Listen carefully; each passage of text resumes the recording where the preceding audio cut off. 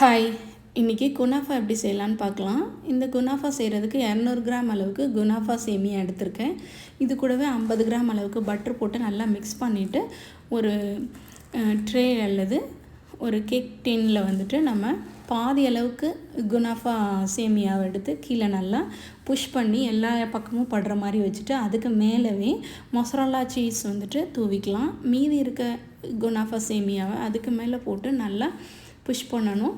That's all, அவ்வளோதாங்க. நமக்கு வந்துட்டு இது ரெடி ஆயிடுச்சு. இப்போ நம்ம அவனில் 360 டிகிரி செல்சியஸ் வந்து ப்ரீ ஹீட் பண்ணிவிட்டு நம்ம அதை உள்ளே வச்சிடலாம். இது ஒரு 20 to 25 மினிட்ஸ் கழித்து எடுத்து பார்த்தோன்னா இந்தளவுக்கு சூப்பராக ரெடி ஆகிருக்கும் குனாஃபா. இதுக்கு மேலே நம்ம பிஸ்தா கட் பண்ணி வச்சுருந்தோம், அதை டெக்கரேஷனுக்காக நல்லா இந்த மாதிரி சர்க்கிளாக போட்டுட்டு அதுக்கு மேலே சுகர் சிரப் ஊற்றிட்டோம் அப்படின்னா குனாஃபா ரெடி ஆயிரும். பாருங்கள் எவ்வளோ சீஸியாக இருக்குதுன்னு. சூப்பரான குனாஃபா